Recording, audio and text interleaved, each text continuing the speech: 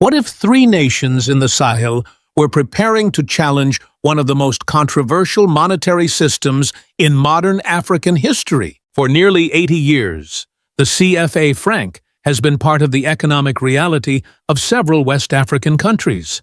Supporters describe it as a source of stability that helped control inflation and reduce monetary uncertainty. Critics, however, see it as a reminder of an era when African nations had limited control over their own economic destiny.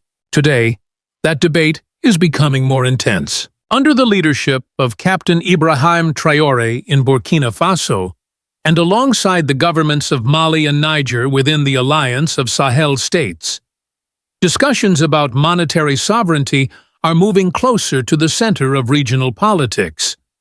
What began as a conversation about currency is increasingly becoming a broader discussion about independence, economic power, and the future of Africa. If the plans being discussed within the Alliance of Sahel States continue to advance, the consequences could reach far beyond the borders of the three countries.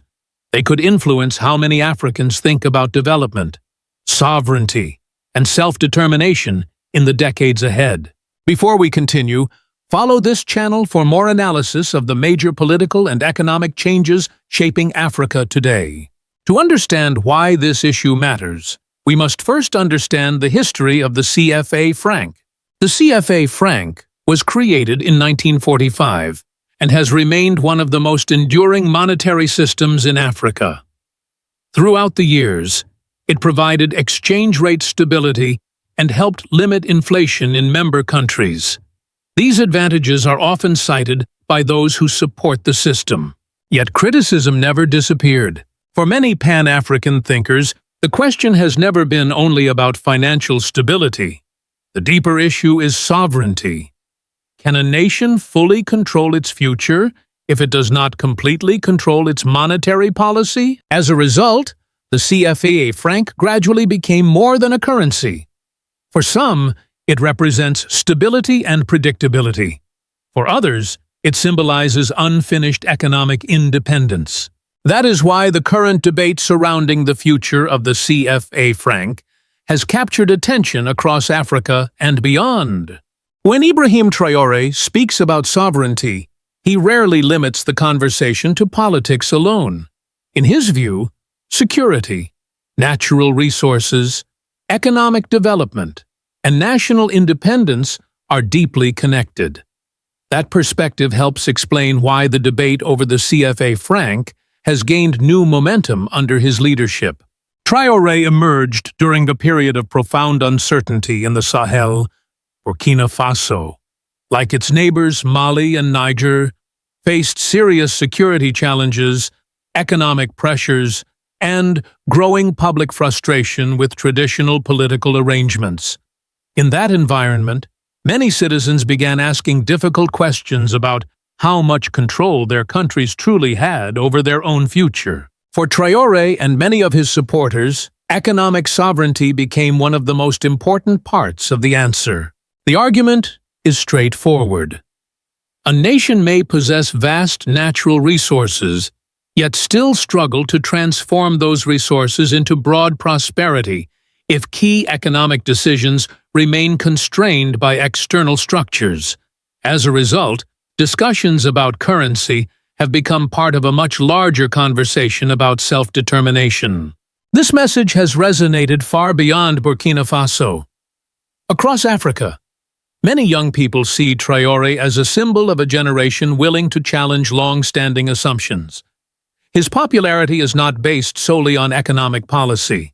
It is driven by the belief that African nations should have greater control over their resources, institutions, and development strategies. At the same time, it is important to separate symbolism from reality.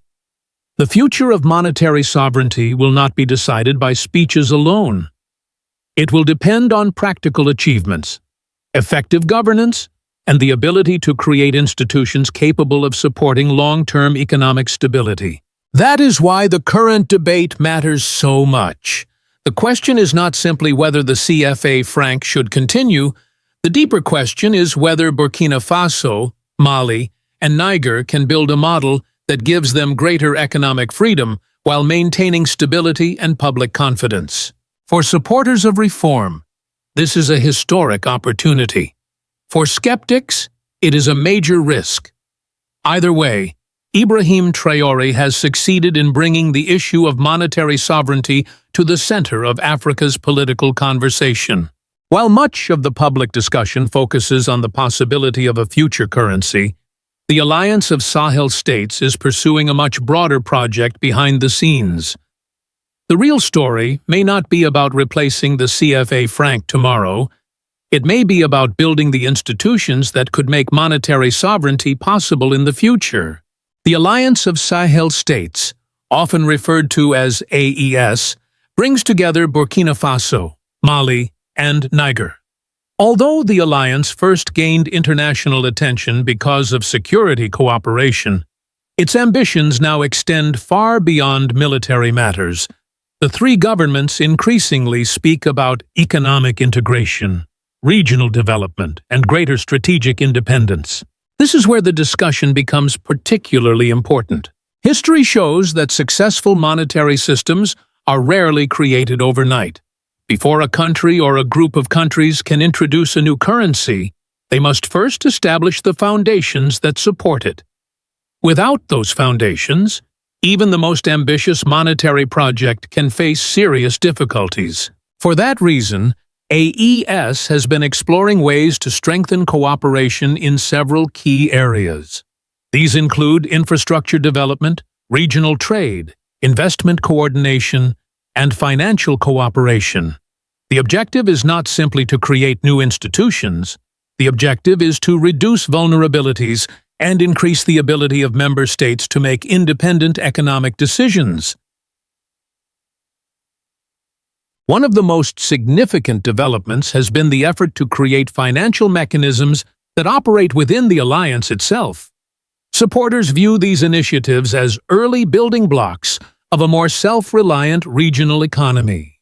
From this perspective, the debate over monetary sovereignty is only one piece of a much larger strategy. The alliance appears to be asking a broader question. Can the countries of the Sahel create an economic framework that serves their own priorities rather than relying primarily on systems designed elsewhere? The answer remains uncertain. However, what is already clear is that AES is attempting to move beyond rhetoric and toward institution building. The institution-building efforts of AES became even more visible when discussions emerged about creating financial structures capable of supporting long-term regional development. Among the most notable initiatives is the proposed development bank designed to help finance infrastructure, industry, energy projects, and strategic investments across Burkina Faso, Mali, and Niger. For supporters of the alliance, this step is extremely important. A currency can only succeed if it is backed by productive economic activity. Roads, power generation, agricultural modernization, mining development, and industrial expansion all contribute to the strength of an economy. Without these foundations, monetary independence becomes difficult to sustain. This explains why many observers believe the development bank may be more important than any future currency announcement.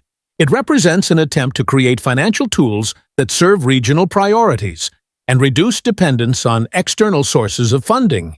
Supporters argue that such institutions could help channel resources toward projects that directly benefit local populations. They also believe stronger economic coordination could increase trade among member states and encourage long-term investment within the region. However, significant challenges remain. Building effective institutions requires transparency, professional management, financial discipline, and public confidence. Even the strongest political vision can struggle if these elements are missing. This is why the future of AES cannot be measured by declarations alone. The true test will be whether these new institutions deliver measurable improvements in the daily lives of citizens. Can they support businesses? Can they create jobs? Can they finance infrastructure that stimulates economic growth? These questions matter because they determine whether monetary sovereignty becomes a practical reality or remains an attractive political aspiration. For now, the alliance appears committed to laying the groundwork. Rather than rushing toward a new currency, it is gradually building the structures that could one day support greater financial independence. If those efforts succeed, historians may look back on this period as the beginning of a major economic transformation in the Sahel. If AES eventually moves beyond preparation and begins replacing the CFA Franc, the consequences could be significant. Supporters believe such a transition would provide member states with greater control over monetary policy, allowing governments to align financial decisions more closely with national development priorities. In theory, greater monetary independence could create opportunities to support domestic industries, strengthen agricultural production, expand infrastructure investment, and respond more flexibly to economic challenges. Countries would no longer be limited by a monetary framework that many critics believe was designed for a different historical context. Yet monetary sovereignty is not automatically a path to prosperity. History offers many examples of countries that gained control over their currencies but struggled to maintain stability. Without strong institutions, disciplined fiscal policies, and public confidence, a new monetary system can face serious difficulties. Inflation may rise, currency values may fluctuate, investors may become cautious, the cost of imports can increase, placing pressure on households and businesses. This is why many economists argue that the success of any future AES currency would depend less on symbolism and more on governance. The real challenge would be maintaining trust. Citizens, businesses, and international partners would need confidence that the new system could preserve value and support long-term growth. There are also lessons from other regions of the world. Successful monetary unions are usually built on years of economic coordination, shared rules, and institutional development. They require more than political will. They require economic discipline and sustained cooperation. As a result, the debate should not be framed as a choice between independence and stability. The true objective is achieving both. If AES can combine greater sovereignty with sound economic management, it could create a model that attracts attention across Africa. If it cannot, the transition could become far more difficult than many supporters expect. One reason the AES project attracts so much international attention is that it challenges long-standing assumptions about economic integration in West Africa. While supporters view the alliance as a bold experiment in sovereignty, many critics, particularly in Western policy circles, remain skeptical. Their concerns generally fall into several categories. First, there is the fear of financial instability. Critics argue that moving away from an established monetary system could create uncertainty for investors, increase inflation risks, and place pressure on already fragile economies. From this perspective, stability should remain the highest priority. Second, some analysts question whether Burkina Faso, Mali, and Niger currently possess the economic foundations necessary to support greater monetary independence. They point to security challenges, infrastructure gaps, and fiscal constraints as potential obstacles. Supporters of AES respond with a different argument. They acknowledge the risks, but insist that long-term development requires the ability to make independent economic choices.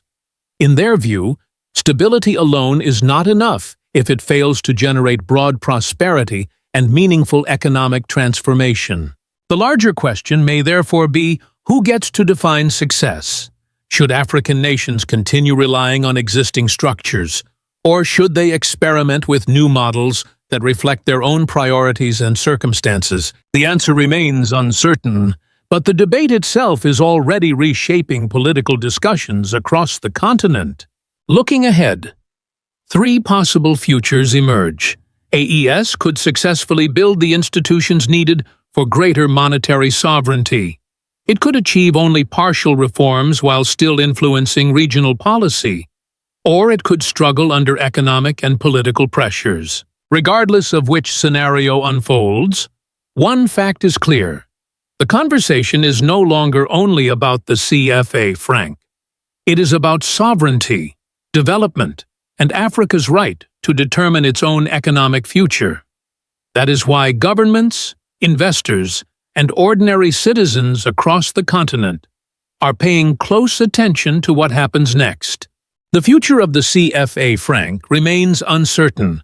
No official AES currency is circulating today, and many of the most important decisions still lie ahead. Yet something significant has already changed. The discussion is no longer limited to economists, central bankers, or government officials. It has become part of a wider African conversation about sovereignty, development, and self-determination.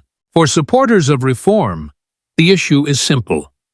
A nation should have the ability to shape its own economic destiny. For critics, the challenge is equally clear. Political ambition must be matched by strong institutions, sound policies, and economic discipline. Without those foundations, even the most inspiring vision can face serious obstacles. This is why the story of AES matters far beyond Burkina Faso, Mali, and Niger. The alliance is testing an idea that resonates across the continent. Can African nations create financial systems that reflect their own priorities while maintaining stability and attracting investment? The answer could influence future debates from West Africa to other parts of the continent. Perhaps the most important lesson is that true independence is not achieved through declarations alone. It requires institutions, infrastructure, productive economies, and public trust. Monetary sovereignty is not the destination. It is only one step in a much larger journey. Whether AES ultimately succeeds or struggles, the questions raised by Captain IbrahimTraore are unlikely to disappear. They touch issues that many Africans continue to debate: control of resources, economic freedom, and the right to determine national priorities. As the conversation continues, the eyes of Africa will remain fixed on the Sahel, the decisions made in Burkina Faso, the vision promoted by IbrahimTraore, the aspirations of Pan-Africanism, and the future role of the African Union may all become part of a larger Africa news story. For many supporters of the Pan-African movement, this moment represents more than policy. It represents possibilities. If you want to continue exploring the forces reshaping Africa, follow this channel and join us in examining the developments that will define the continent's future. For years, Captain IbrahimTraore has been known as the leader standing at the center of Burkina Faso's fight against terrorism. His name has often been associated with military operations, national security, and the effort to restore stability across the country. But in 2026, a different kind of battle is beginning to attract attention. This new battle is not being fought with weapons. It is being fought with knowledge, savings, investment, and economic participation. The Second International African Stock Exchange Fair, known as CBE 2026, has introduced a conversation that goes far beyond finance. At the heart of the event is a simple but powerful question. Who should finance the future of Burkina Faso foreign institutions and outside investors? Or the people of Burkina Faso themselves? Supporters of this vision believe that true sovereignty extends beyond national borders. They argue that a country cannot be fully independent if it depends heavily on external funding to build its future. This is why SIBA 2026 has attracted attention as more than a financial gathering. For many observers, it represents a new front in the broader struggle for economic sovereignty. If you enjoy learning about the major transformations shaping Africa today, make sure to subscribe to the channel and follow our future reports. To understand why this idea is gaining momentum, it is important to look at the challenges facing Burkina Faso.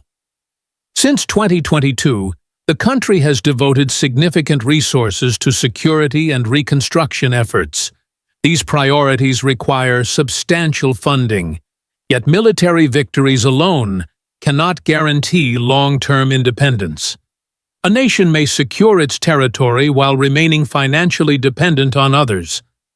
This reality has led to growing discussions about economic sovereignty, where protecting national interests means not only defending land, but also strengthening the ability to finance development through domestic resources and citizen participation.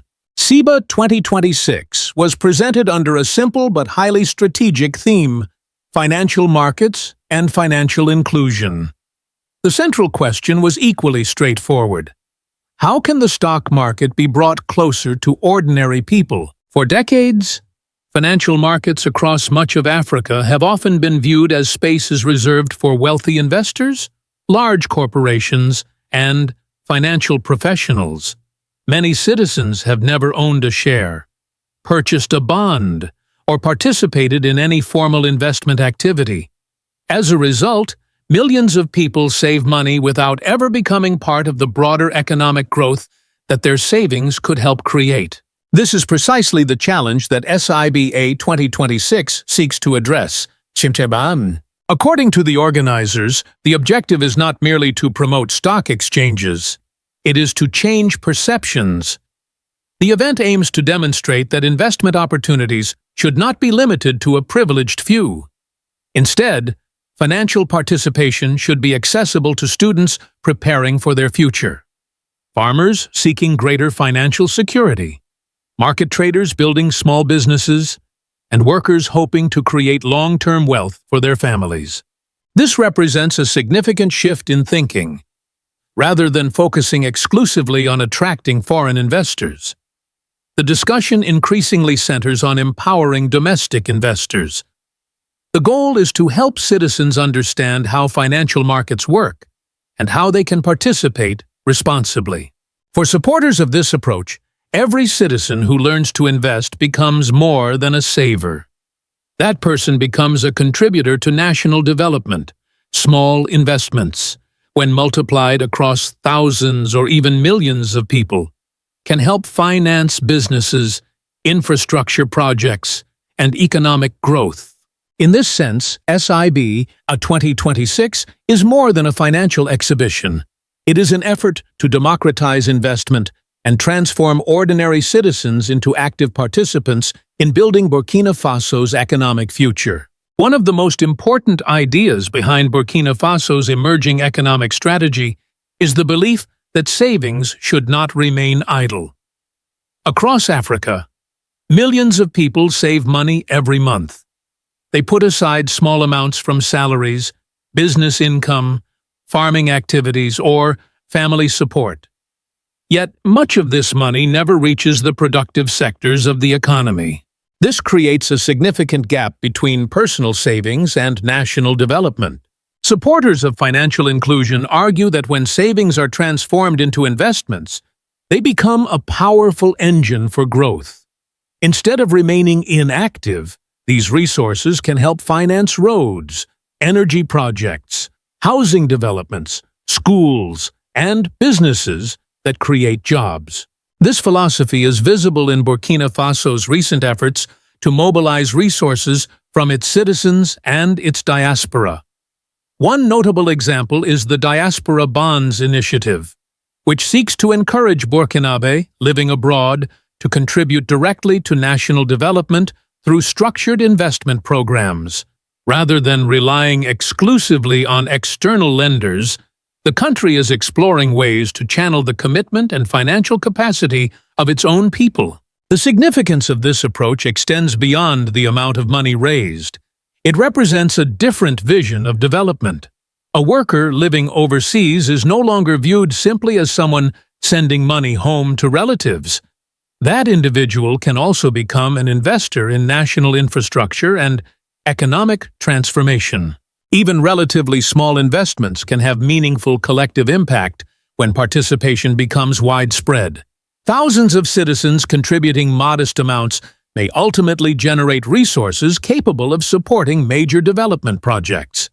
For advocates of economic sovereignty, this is where the real power lies.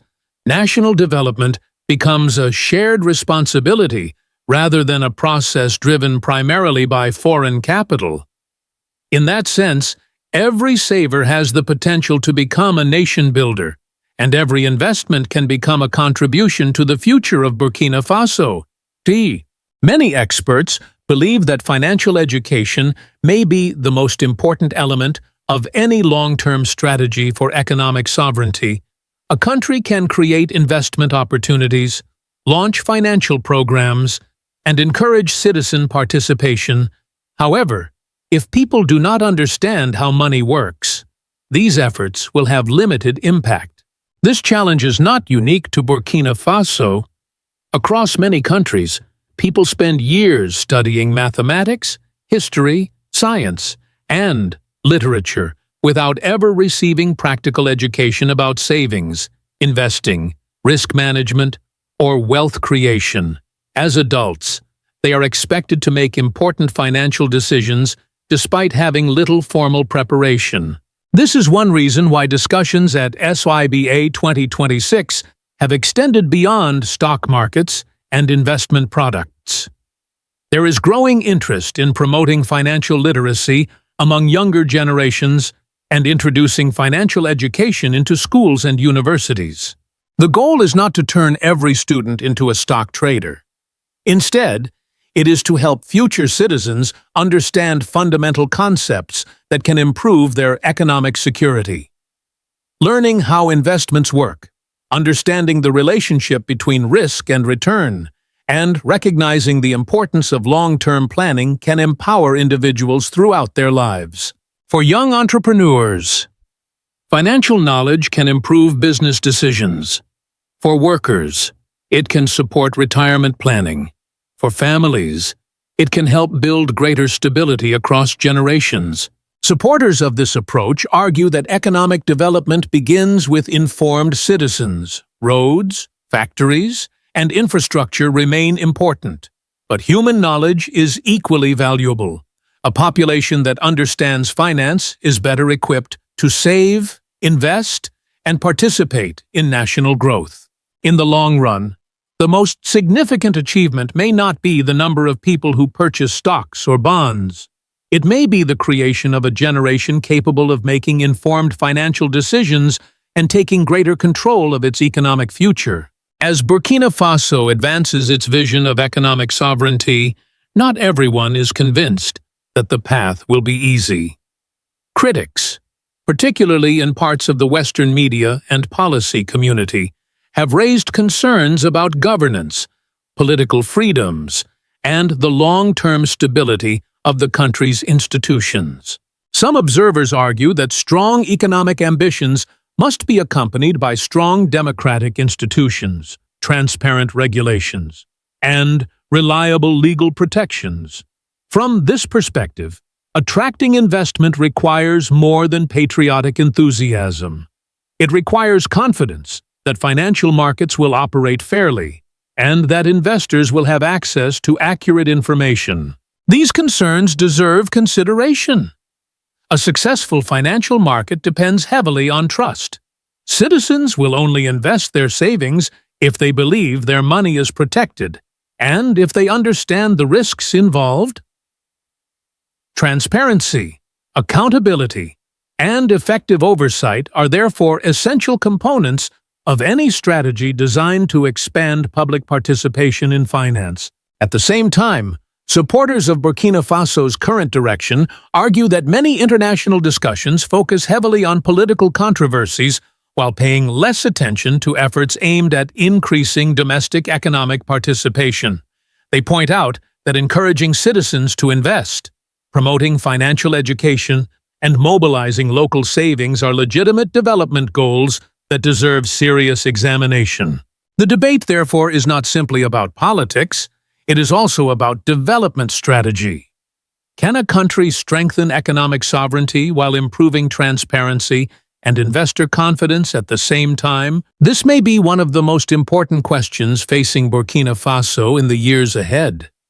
If the country succeeds, it could demonstrate that domestic capital and citizen participation can play a larger role in national development.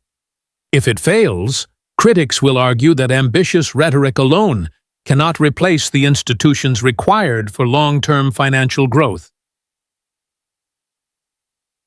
The challenge is not choosing between sovereignty and transparency. The real challenge is ensuring that both advance together. The discussion taking place in Burkina Faso extends far beyond one country. Across Africa, governments continue to face a common challenge. Development requires capital.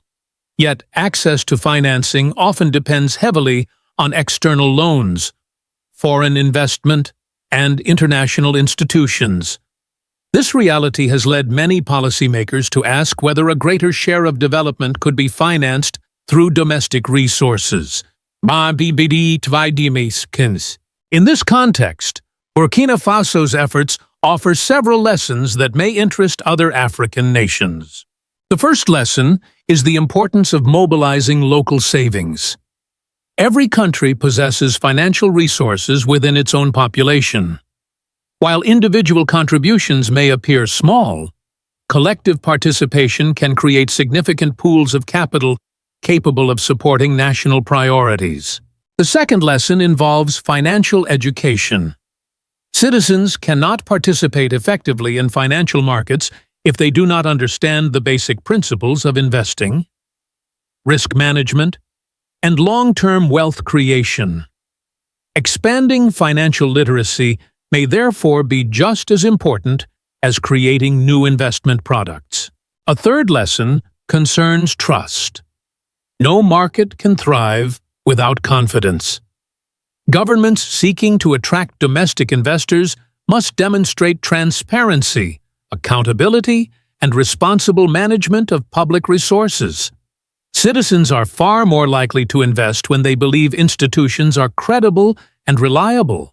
Another important lesson is that economic sovereignty does not require isolation. Countries can strengthen domestic financial systems while remaining open to regional and international cooperation. The objective is not to reject outside capital, but to engage with it from a position of greater strength and confidence. For many supporters of Pan-African development, this represents an important evolution in thinking. Economic independence is no longer viewed solely through the lens of natural resources or political autonomy. It increasingly includes financial literacy, citizen participation, domestic investment, and the ability to mobilize capital from within society itself.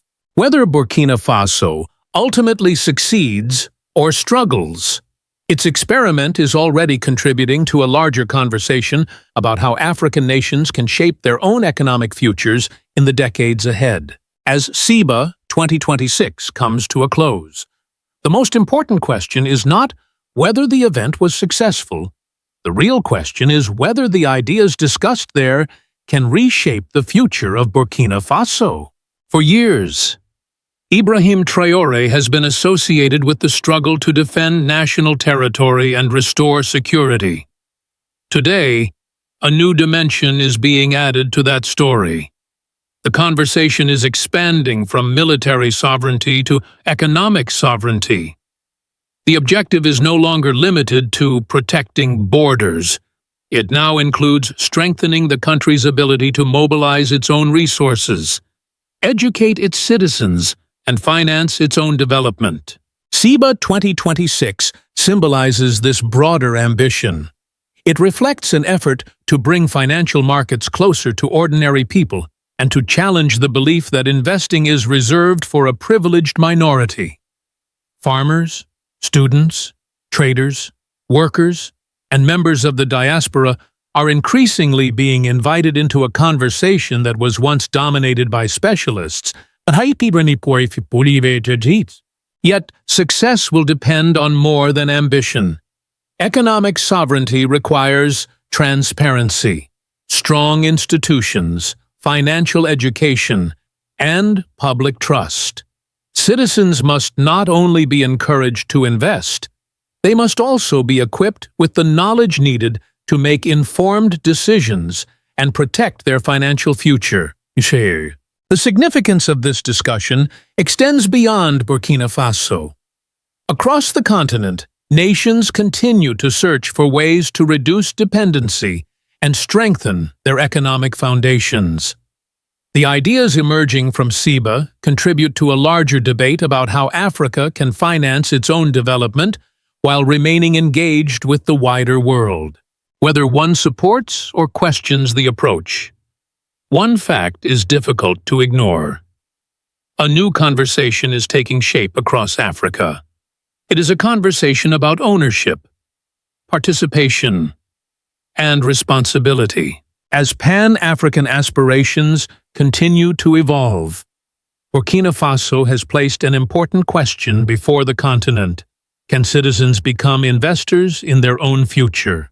For Captain IbrahimTraore, supporters of Pan-Africanism, advocates of the African Union, and those who believe in an Africa new, the answer may help define the next chapter of Africa's economic journey.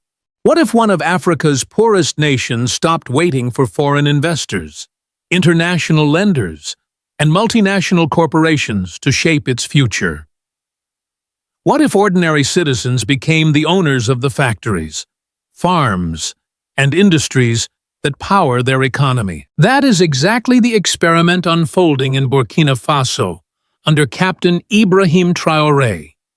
While many African countries continue to rely heavily on foreign capital to finance development, Burkina Faso is attempting something far more ambitious. Through a program known as popular shareholding, hundreds of thousands of citizens are being invited to become direct stakeholders in national economic projects. For decades, Africa has faced a painful contradiction. The continent possesses enormous natural wealth, yet many countries remain dependent on exporting raw materials while importing finished products at higher prices. Burkina Faso has not escaped this reality. The country produces agricultural goods, livestock, and gold.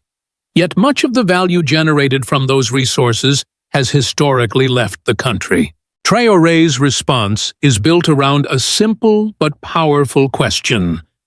If Burkina Faso has resources, workers, farmers, and entrepreneurs, why should it always wait for outsiders to finance its development? This question challenges one of the most common assumptions about economic growth in Africa. Rather than asking who will invest in Burkina Faso, the government is asking how Burkinabe citizens can invest in themselves. The goal is not only to raise money, it is to transform the role of citizens within the economy. Instead of remaining consumers, taxpayers, and workers, they are encouraged to become shareholders and co-owners of national development projects. If you enjoy exploring bold economic ideas that could reshape Africa's future, make sure to subscribe and join us for more stories like this. Popular shareholding did not appear out of nowhere. Although many international observers describe it as a new economic experiment, its roots reach deep into African traditions and Burkina Faso's own history. For generations, communities across West Africa survived through collective effort. Families worked shared fields, cared for communal livestock, and contributed labor to projects that benefited everyone. Wealth was often understood not only as an individual achievement, but also as a collective responsibility. The success of one household strengthened the entire community. Supporters of popular shareholding argue that IbrahimTraore is adapting this traditional spirit to the modern economy. Instead of asking villagers to work together on a communal farm, the model encourages citizens to pool financial resources and become shareholders in enterprises that serve national development goals. The intellectual foundation of this idea is also linked to long-standing debates about African economic independence.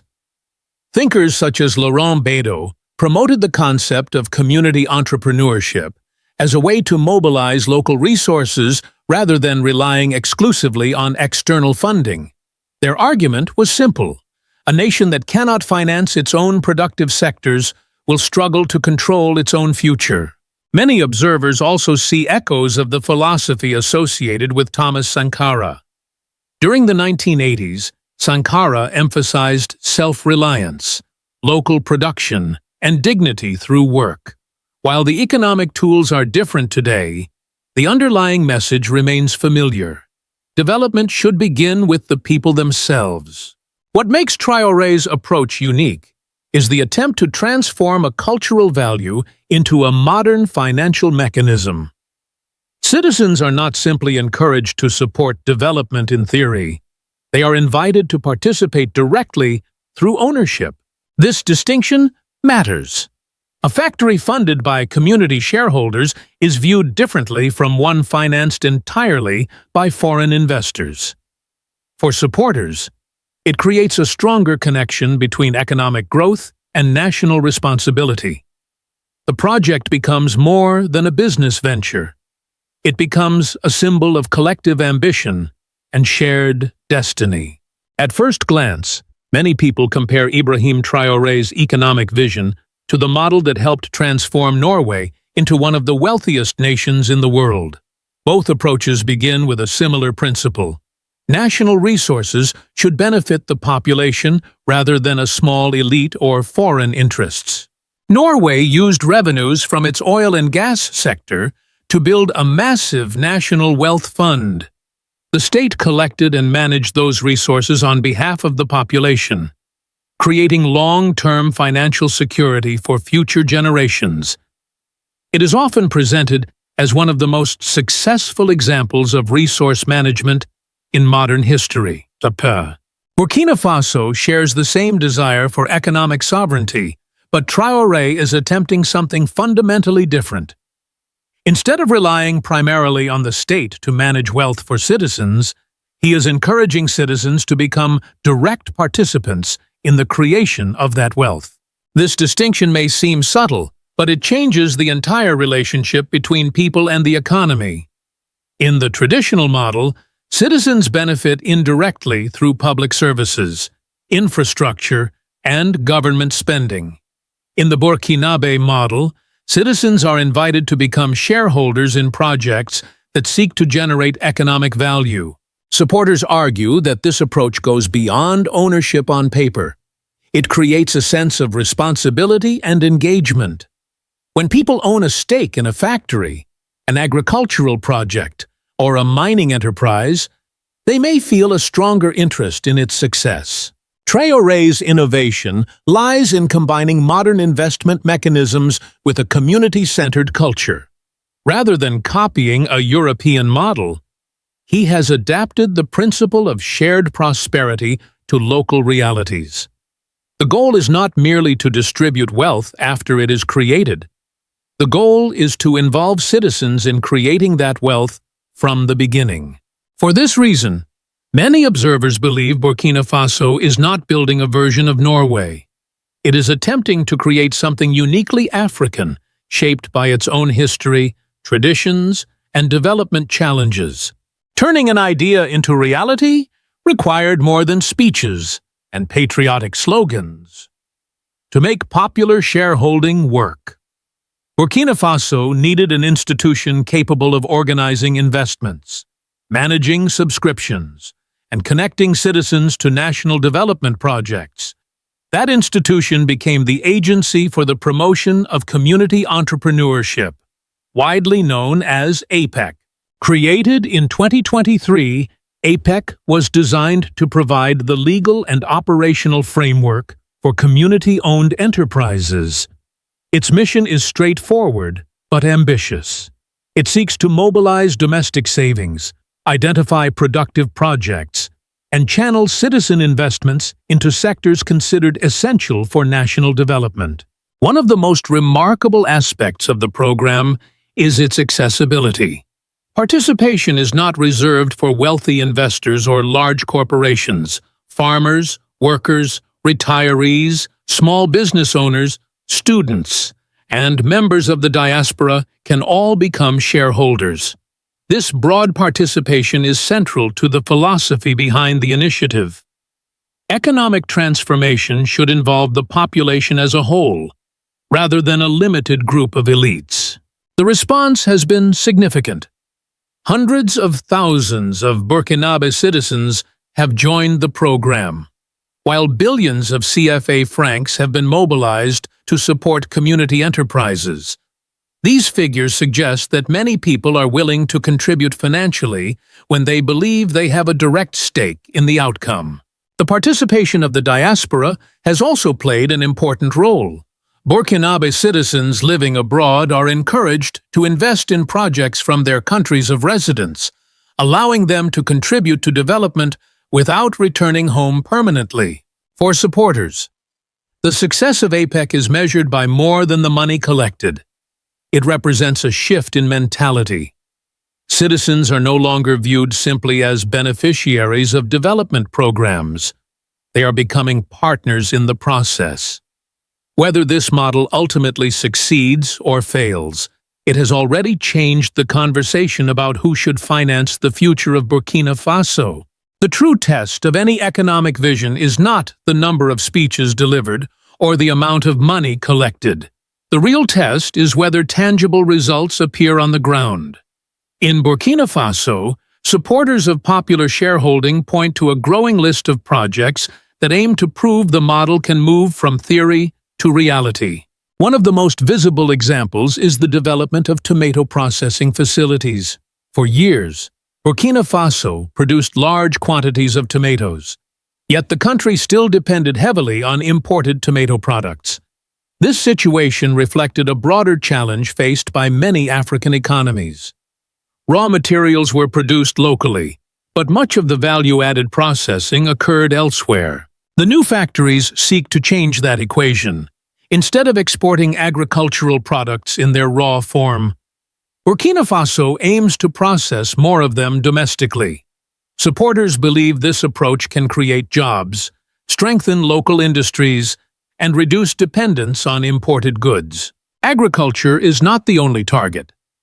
The broader program also includes agricultural mechanization initiatives, centralized purchasing systems for agricultural products, and semi-mechanized mining projects. Each project is designed around the same principle. Resources generated within the country should contribute more directly to national prosperity. The expected benefits extend beyond production figures. New industries can create employment opportunities for young people, provide more stable markets for farmers, and encourage additional investment in local supply chains. Instead of exporting value, the country seeks to retain more of it within its borders. For many citizens, these projects represent something larger than economic development. They symbolize the possibility of transforming Burkina Faso from a supplier of raw materials into a producer of finished goods. Whether that transformation succeeds remains to be seen. But the ambition behind it is undeniable. It is an attempt to build industrial growth with the participation of the people themselves. Not everyone is convinced that popular shareholding will deliver the results its supporters expect.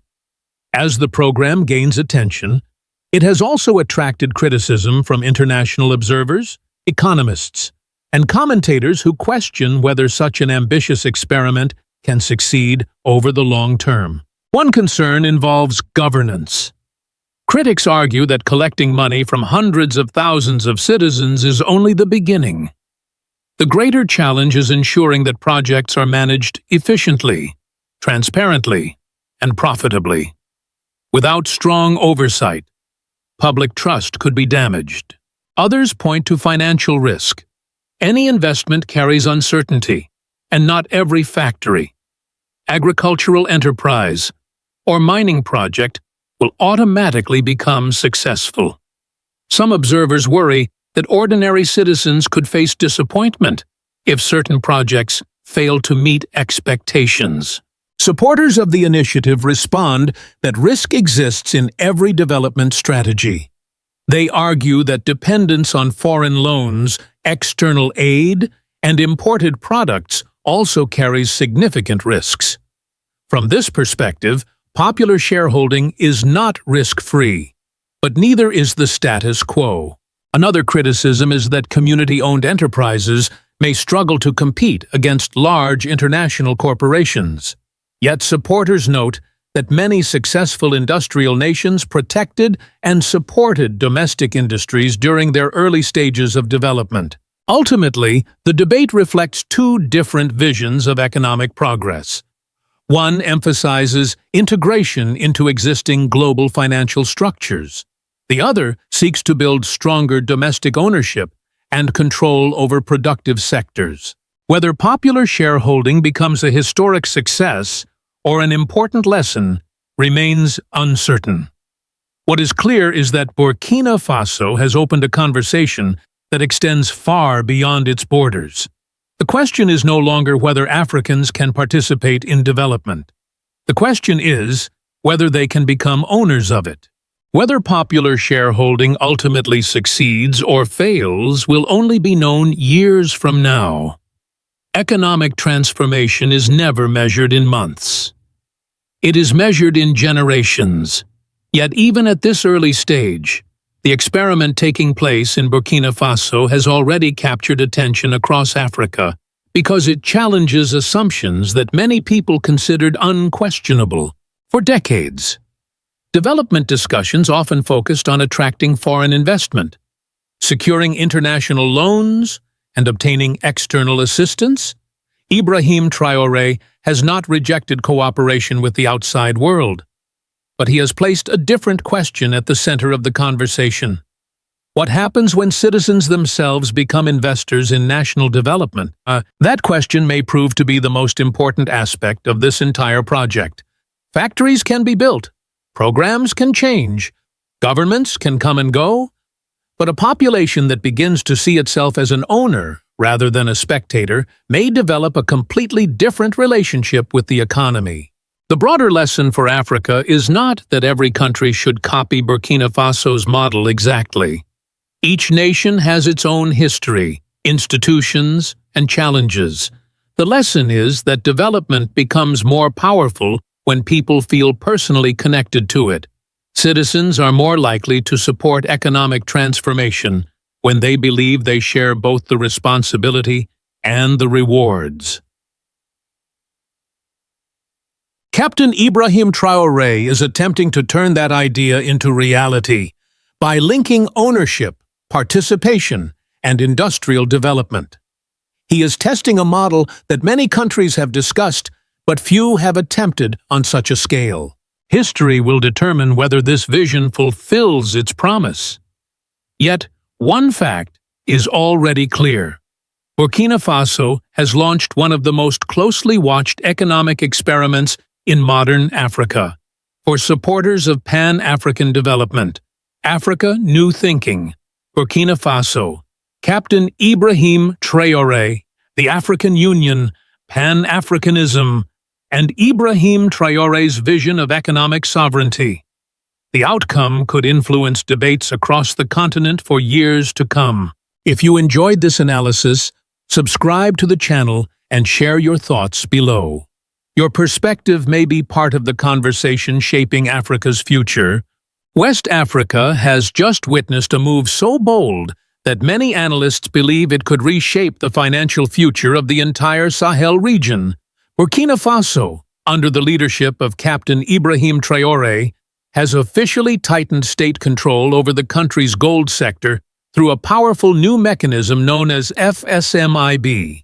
And according to many observers, this is not just another mining reform, this is the beginning of a new economic doctrine.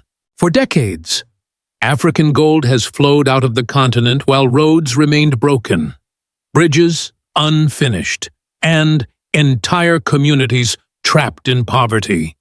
Foreign corporations extracted billions of dollars worth of minerals while ordinary citizens saw little change in their daily lives. But now, Burkina Faso says that era must end. The government in Ouagadougou is building a system where gold will no longer simply leave the country in exchange for temporary revenue.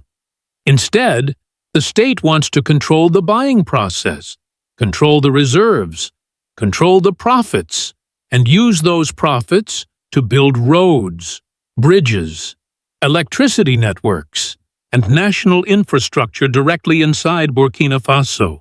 What makes this story even more explosive is that many experts now believe FSMIB could eventually evolve into a gold-backed national financial institution, something that could completely change how Sahel nations finance development in the future. Supporters are calling it revolutionary leadership. Critics are calling it dangerous nationalism. And Western powers are watching very carefully as Burkina Faso attempts to create a financial system built on its own natural resources rather than foreign dependence. Today, we are going to break down exactly what Burkina Faso is doing, why the world is paying attention, and why this decision could become one of the most important economic experiments in modern African history. And if you enjoy deep analysis about Africa's future, be sure to subscribe and join our growing community. FSMIB is not just a mining fund. What Burkina Faso is building may become one of the most aggressive attempts in modern African history to reclaim control over national wealth from foreign influence. At the center of this strategy is one simple idea. Gold produced in Burkina Faso must first benefit Burkina Faso. For decades, the traditional model worked very differently. Foreign mining corporations extracted gold from African soil, exported it abroad, and earned massive profits on international markets. African governments often received taxes and royalties, but the largest financial gains remained outside the continent. Captain IbrahimTraore's administration now wants to reverse that system completely. Through FSMIB, the government plans to buy gold directly from local miners and state-connected mining operations using a nationally controlled reference price. That gold can then be stored, managed, or sold internationally when global prices rise.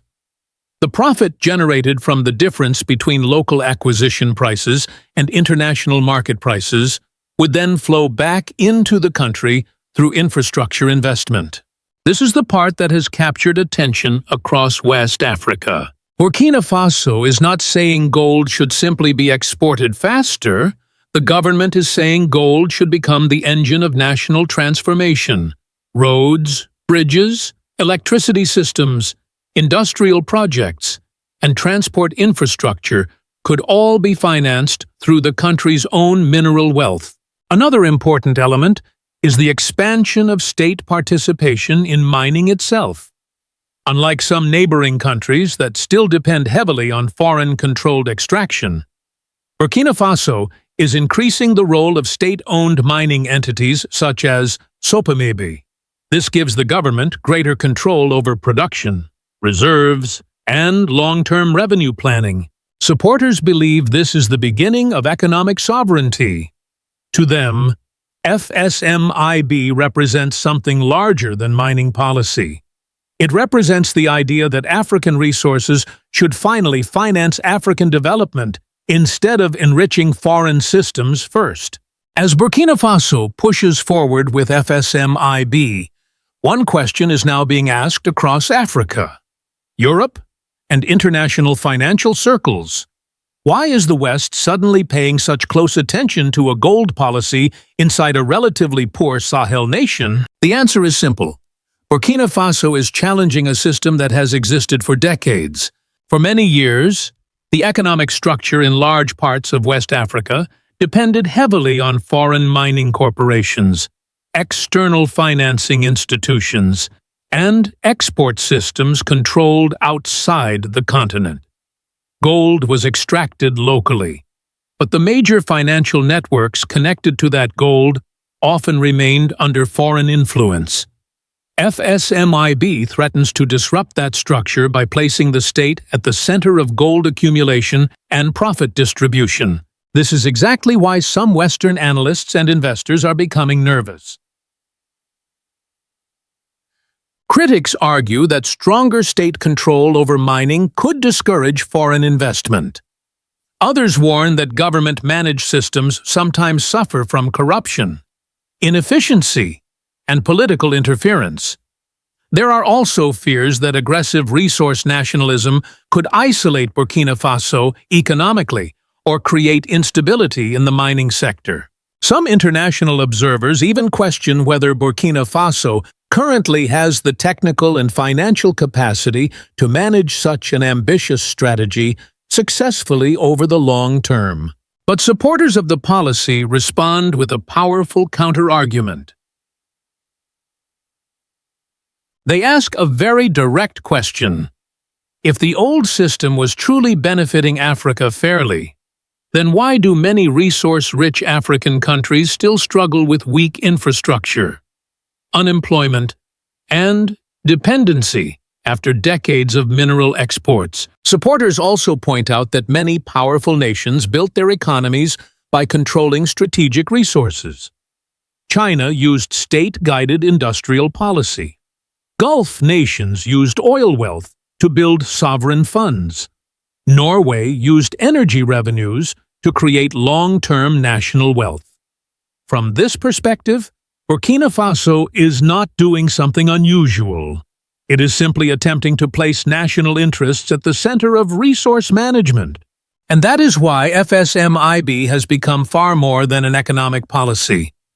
It has become a symbol of a growing African debate about sovereignty, control, and the future direction of development.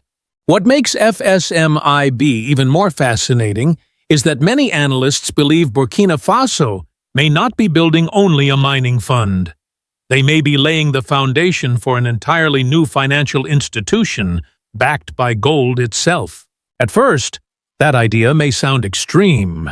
But when you look closely at how the system is being designed, the logic starts to become very clear. Banks survive on reserves, deposits, and predictable flows of capital. FSMIB could eventually possess all three. The state plans to continuously accumulate gold from local miners and state-connected mining operations. That means the fund could gradually build a large reserve of physical assets with real international market value. Unlike paper currency, gold remains one of the world's most trusted stores of value during periods of inflation, economic instability, and geopolitical uncertainty. If Burkina Faso continues increasing state participation in gold production while centralizing gold purchases through FSMIB, the government could eventually create a powerful financial structure capable of funding national development directly. This is why some observers are now describing FSMIB as the possible beginning of a gold-backed national development bank for the Sahel. Such an institution could one day finance infrastructure projects, support domestic industries, stabilize strategic imports, provide development loan, and reduce dependence on foreign lenders.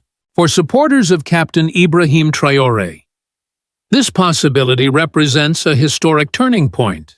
They believe Burkina Faso is attempting to create a financial system where African resources finance African priorities instead of relying entirely on external institutions.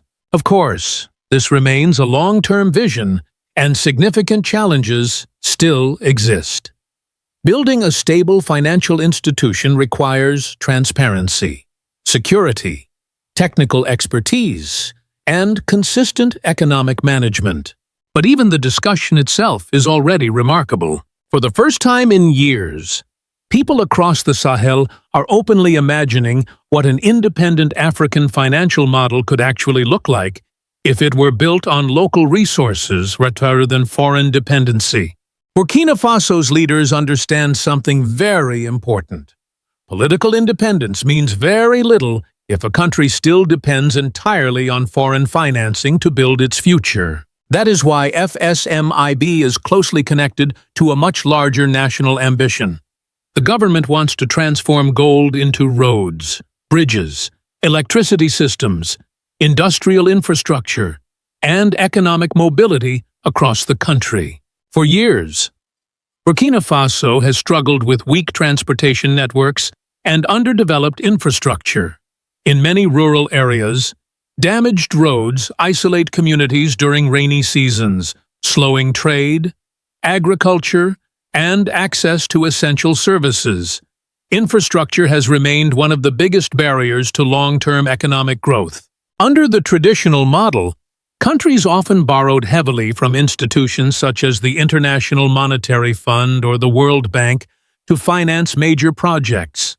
Those loans sometimes came with financial pressure, political conditions, and long repayment cycles. Captain IbrahimTraore's administration appears determined to pursue a different path. The idea is simple but ambitious. Instead of using debt as the primary engine of development, Burkina Faso wants to use its own mineral wealth to finance national transformation from within. Supporters of FSMIB believe this approach could allow the country to gradually reduce dependence on external lenders while strengthening economic sovereignty. Every increase in gold revenue could potentially become a new road project, a bridge, an energy facility, or an industrial investment. To many Pan-African observers, this is the emotional core of the entire project. They see Burkina Faso attempting to turn natural resources into visible national progress rather than temporary export statistics. In their view, every truck carrying gold out of the country should eventually translate into infrastructure that improves the lives of ordinary citizens, whether the strategy fully succeeds or not. One thing is already clear. Burkina Faso is trying to redefine how resource wealth should serve the nation in the 21st century. Burkina Faso is not the first nation to realize that controlling strategic resources can change the destiny of a country. In many ways, the government of Captain IbrahimTraore appears to be studying lessons that powerful nations used long before Africa began discussing economic sovereignty openly. One of the clearest examples is China. For decades, China invested heavily in state-guided industrial expansion while maintaining strong control over strategic sectors, including mining and resource extraction.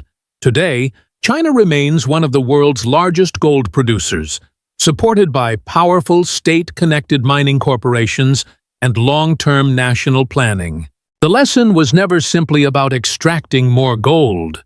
The lesson was about controlling the value chain, building reserves, financing infrastructure, and transforming natural resources into national power. Burkina Faso now appears to be applying parts of that logic to its own situation. This is also where the comparison with Ghana becomes important. Ghana has long been one of Africa's leading gold producers, but Burkina Faso is attempting something more aggressive through increased state participation and institutions like SOPAMIB and FSMIB. The goal is not only to benefit from exports, but to centralize strategic control over the gold economy itself.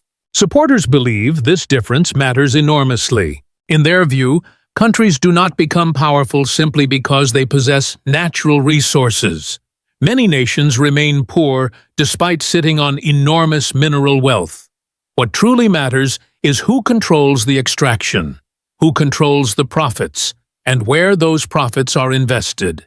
That is the larger message behind Burkina Faso's current strategy. Gold alone will not transform the country, but if managed effectively, gold could become the financial foundation for roads, industry, energy systems, and long-term national development controlled from within Africa itself. What Burkina Faso is attempting through FSMIB may ultimately become one of the defining economic stories of modern Africa. This is no longer only about mining policy or gold exports. It is about sovereignty, financial independence, and the right of a nation to decide how its own resources should shape its future. Captain IbrahimTraore and his administration are sending a message that is being heard far beyond Ouagadougou. They are saying that African nations should not remain permanently dependent on foreign loans while sitting on enormous natural wealth beneath their soil. Instead, they believe those resources should finance roads, energy systems, industries, and national development directly from within Africa itself. Of course, the road ahead will not be easy. FSMIB still faces enormous challenges involving security, transparency, governance, and long-term economic stability. If the system is poorly managed, critics will point to it as proof that resource nationalism cannot work. But if Burkina Faso succeeds, even partially, the consequences could extend far beyond one country. Mali may study the model. Niger may adapt similar policies. Other nations across the continent may begin asking deeper questions about who truly benefits from Africa's resources. This is why the conversation around FSMIB has become so powerful. It touches the heart of modern Pan-African debates about ownership, dignity, and economic control. For many supporters of Pan-Africanism, Burkina Faso represents more than a country rich in gold. It represents the possibility of an Africa new generation of leadership willing to challenge old systems and imagine new paths forward. Whether history ultimately judges Captain IbrahimTraore as a visionary or a risk-taker, one thing is certain. IbrahimTraore has forced the world to pay attention to Burkina Faso and to the growing demand for African Union nations to control their own economic destiny. And if you believe Africa's future should be shaped by Africans themselves, subscribe to the channel and join us again for more deep analysis on the changing future of the continent. For decades, Burkina Faso watched billions of dollars in gold leave its soil, while much of the country remained trapped in poverty. Foreign mining corporations controlled the richest gold fields, exported enormous profits overseas, and left behind a nation still struggling with weak infrastructure, unemployment, and insecurity. It was one of Africa's most painful contradictions, a country rich in natural wealth, yet unable to fully benefit from it. Now, that system is being challenged by one man who has become one of the most controversial and talked about leaders in Africa today. Captain IbrahimTraore is attempting something many previous governments never seriously tried. He wants Burkina Faso's gold to serve Burkina Faso first. Under Traore's military administration, the government has expanded state ownership in strategic mines, tightened mining laws, increased local control, and pushed foreign companies out of positions they dominated for decades. Supporters call it an economic revolution. Critics call it dangerous resource nationalism. But whether the world likes it or not, Burkina Faso is rewriting the rules of who controls African wealth. At the same time, the country remains locked in a brutal conflict against armed extremist groups across the Sahel. For Traore, gold is no longer just an export commodity. It has become a weapon of economic survival and national sovereignty. And what is happening in Burkina Faso may not stay in Burkina Faso. Across Africa, more governments are beginning to ask the same question.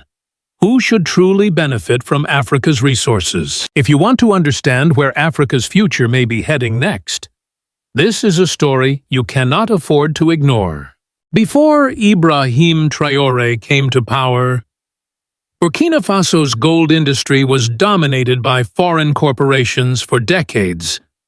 International mining companies from Canada, Australia, and Europe controlled some of the country's most productive gold mines, while billions of dollars in profits flowed out of the nation every year.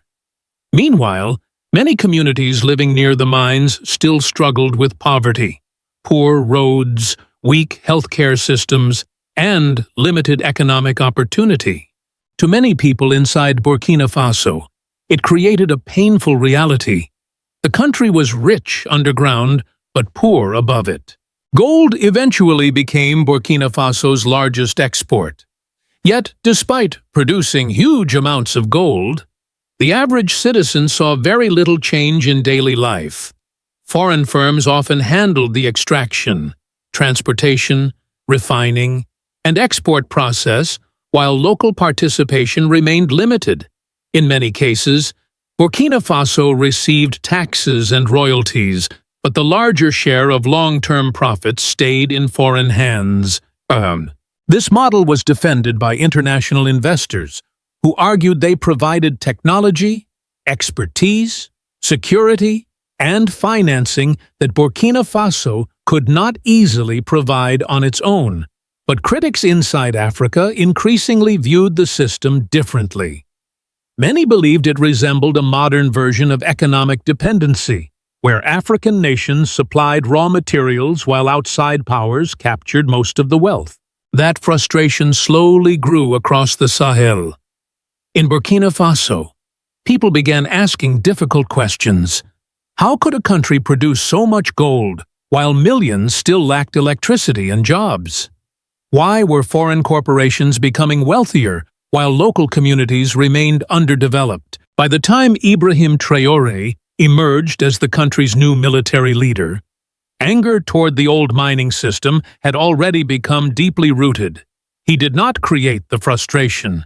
He inherited it. But unlike previous governments, Traore decided to turn that frustration into political action. For many of his supporters, the battle over gold was no longer only about economics. It was about dignity, sovereignty, and who truly owned Burkina Faso's future. When Ibrahim Traore seized power in 2022, many outside observers focused on the military dimension of his leadership. But inside Burkina Faso, another transformation was beginning to take shape. Traore was preparing to challenge the economic structure that had controlled the country's gold industry for decades.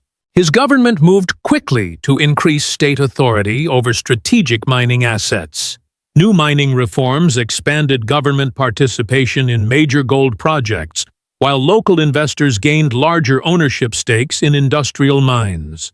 Reports indicated that 6 of Burkina Faso's 15 active industrial gold mines had shifted into majority Burkinab ownership.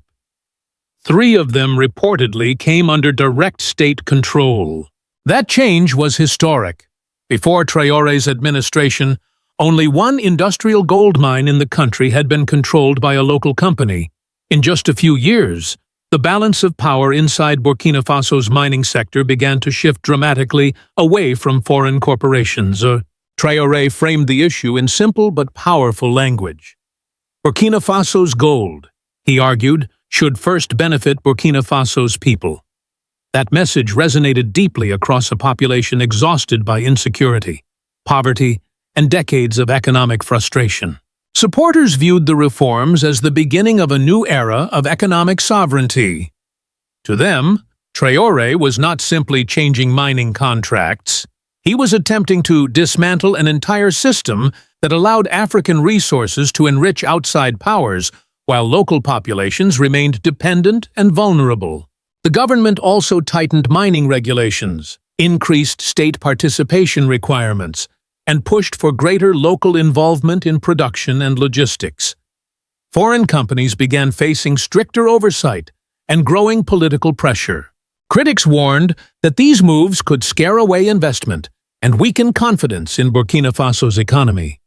But Traore's supporters responded with a different question. If the previous system was truly working, why did one of Africa's most resource-rich nations remain trapped in crisis? For many Burkinabe citizens, the gold industry was no longer just about business.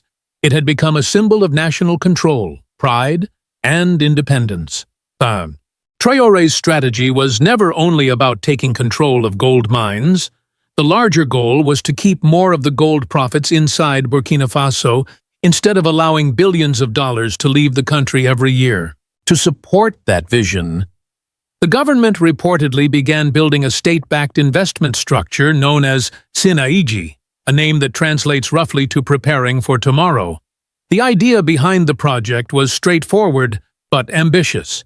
When global gold prices rise, the state would save and reinvest part of the profits rather than immediately spending everything on short-term needs. According to government officials, the money could be directed into roads, electricity systems, industrial facilities, and national infrastructure projects. Burkina Faso also hopes to strengthen local manufacturing capacity and reduce dependence on imported goods over time. For decades, many African countries exported raw materials while importing finished products from abroad. Gold left Africa. Wealth often followed, but industrial capacity remained weak. Traore's supporters argue that Burkina Faso must break that cycle if it wants real economic independence. The government's mining reforms are therefore connected to a much larger economic vision. Gold is being treated not only as a source of export revenue, but also as the foundation for national reconstruction. Officials believe that if resource profits remain inside the country, Burkina Faso could gradually build stronger institutions, stronger industries, and eventually a stronger middle class. At the same time, rising global gold prices have made this strategy even more important. Every increase in the value of gold potentially means more money for infrastructure, public investment, and state development. Supporters describe this as one of the boldest economic experiments in modern Sahel history. Critics remain skeptical and question whether the government can manage such large financial resources effectively, but for many ordinary citizens, the central message is simple. For the first time in decades, Burkina Faso is attempting to use its gold wealth to build Burkina Faso itself. While Burkina Faso was restructuring its gold industry, the country was also fighting one of the most dangerous security crises in Africa. Armed extremist groups linked to regional insurgencies continued attacking villages, military positions, and transportation routes across the Sahel. Entire communities were displaced, thousands of civilians were killed, and large parts of the country remained unstable. For Ibrahim Traore's government, this changed the meaning of gold completely. Gold was no longer just a valuable export. It became a financial lifeline for national survival. The government needed money to pay soldiers, secure mining regions, purchase military equipment, and maintain state operations during a prolonged conflict. In this environment, every ounce of gold carried strategic importance. Control over mining revenue meant control over the country's ability to defend itself. At the same time, Burkina Faso dramatically increased gold production. Reports suggested the country produced a record 94 tons of gold in 2025, a major rise from previous years. Government officials credited tighter state oversight, stronger mining reforms, and more aggressive crackdowns on gold smuggling networks. For years, large quantities of gold reportedly disappeared through illegal trade routes crossing neighboring borders. That meant lost tax revenue and billions of dollars escaping state control. Under Traore's administration, security forces increased efforts to monitor transportation routes and reduce illegal exports. Supporters argue that these measures are helping Burkina Faso recover wealth that previously vanished outside official systems. Critics warn that conflict and instability still threaten long-term mining operations. Both sides agree on one reality. Gold now sits at the center of Burkina Faso's future. This is why Traore often presents the mining sector as part of a larger national struggle. In his view, economic sovereignty and military survival cannot be separated. Without control over resources, Burkina Faso may never have the financial strength needed to stabilize the country and rebuild after years of violence. As Burkina Faso pushed deeper into resource nationalism, reactions from Western governments, international investors, and foreign mining corporations became increasingly tense. For decades, global mining companies operated across Africa under systems that gave them major influence over extraction, exports, and long-term profits. Now, leaders like Ibrahim Traore are challenging that structure directly. Foreign investors worry that Burkina Faso's policies could create uncertainty throughout Africa's mining sector. Nationalization fears, changing regulations, and stronger state intervention make international companies nervous about long-term investments worth billions of dollars. Some firms fear that if Burkina Faso's strategy succeeds, other African governments may attempt similar reforms. That possibility could reshape the balance of power across global mining markets. Critics also argue that Burkina Faso may lack the technical expertise, infrastructure, and financial transparency required to manage large mining operations efficiently without heavy foreign involvement. Others warn that political instability and ongoing conflict could scare away international capital at a time when the country still needs outside investment. But supporters of Traore answer those criticisms with a different argument. They ask why Burkina Faso remained poor after decades of foreign-dominated mining. If the old system was truly fair and effective, why did many mining communities still lack roads, electricity, clean water, and economic opportunity? To Traore's supporters, this is not simply a debate about business climate. It is a debate about sovereignty itself. They believe African nations should no longer export enormous wealth while remaining dependent on foreign powers economically. Still, the reality is more complicated than simple slogans. Burkina Faso cannot fully isolate itself from the global economy. The country still needs technology, equipment, financing, and international trade relationships. The challenge now is finding a balance between attracting investment and protecting national control over strategic resources. That balance may ultimately determine whether Traore's economic revolution becomes a lasting model for Africa or another ambitious experiment that struggles under pressure from both inside and outside the continent. What Ibrahim Traore is doing in Burkina Faso has become much bigger than a mining policy. Across Africa, many people now see him as the symbol of a new generation demanding stronger control over African resources and African wealth. Supporters often compare Traore to Thomas Sankara because both leaders speak about sovereignty, self-reliance, and economic independence.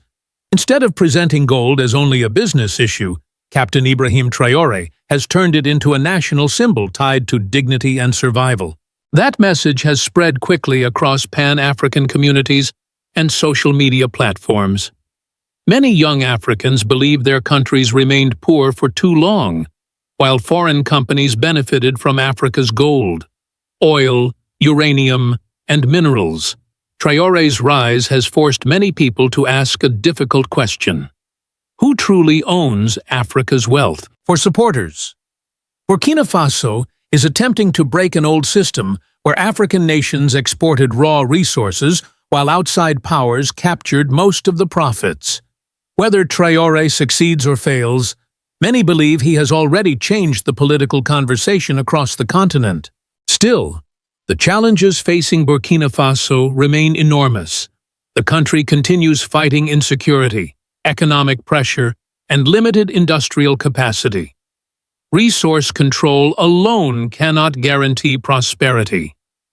Burkina Faso will still need strong institutions, transparency, infrastructure, and long-term economic planning.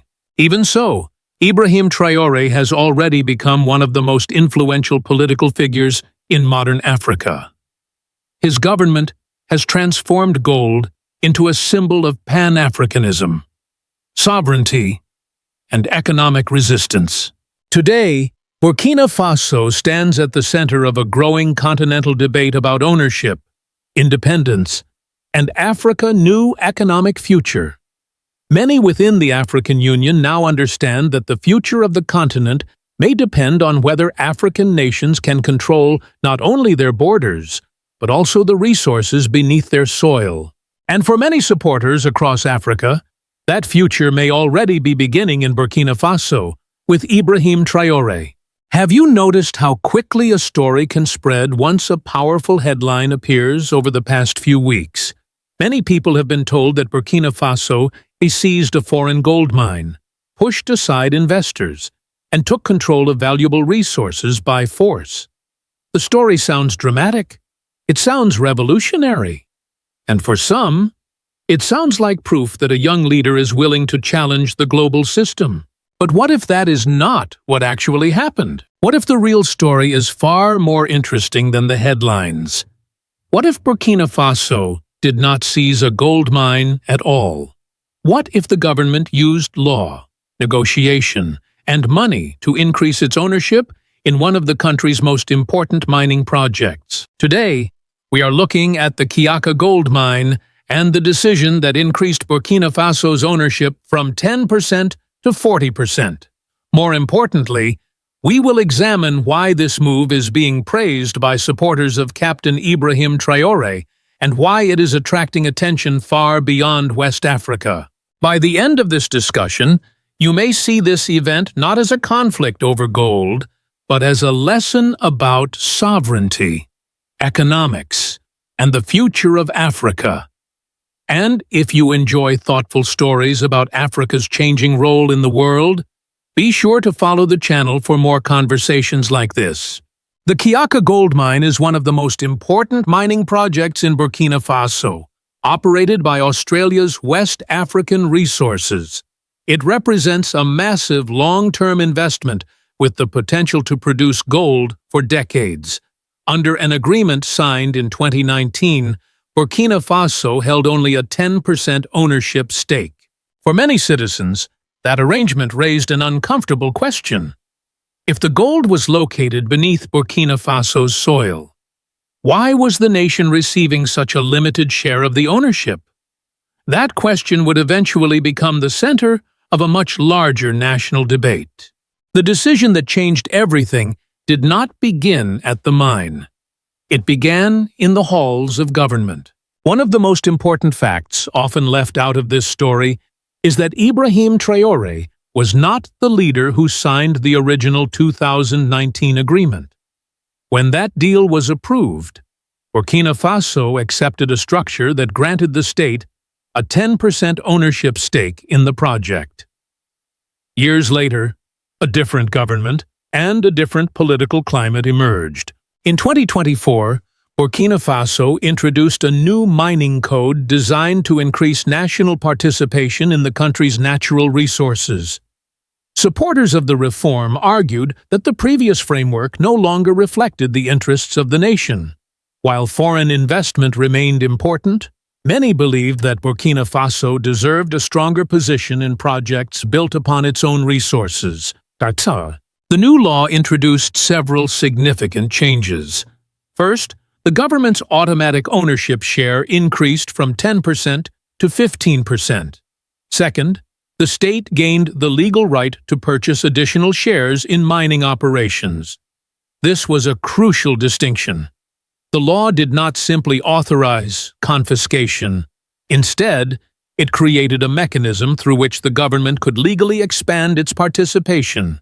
This difference matters more than many people realize. Around the world, governments regularly update tax laws, energy regulations, and resource policies. Oil-producing countries adjust petroleum contracts. Mining nations revise royalty structures. These actions may create new obligations for companies, but they are generally viewed as part of a country's sovereign right to manage its economy. Burkina Faso's leadership argued that mining should be treated the same way. The objective was not to punish investors. The objective was to ensure that the nation received a larger share of the value generated by its own resources. For supporters of IbrahimTraore, the 2024 Mining Code represented something larger than a legal reform. It represented a shift in mindset. Instead of accepting agreements negotiated under previous conditions, Burkina Faso was choosing to redefine its economic future through legislation rather than confrontation. Whether one agrees with the policy or not, the process itself followed a legal path, and that legal foundation would soon become the basis for one of the most discussed mining decisions in Africa. Now we arrive at the most controversial part of the story. Many headlines suggested that Burkina Faso simply took a larger share of the Kiaka mine because it could. Critics described the move as government overreach. Some even called it a disguised nationalization. But when we examine the details, a very different picture begins to emerge. Burkina Faso did not receive the additional ownership for free. Under the new arrangement, the government agreed to pay approximately 125 million United States dollars to acquire an additional 25% stake in the project. That payment transformed the entire discussion. Instead of a seizure, the transaction became a purchase. Instead of taking assets without compensation, the state was buying a larger position in a strategic national resource. This distinction is critical because ownership and control are not the same thing. The company would continue operating the mine. The company would continue using its expertise, equipment, and management systems.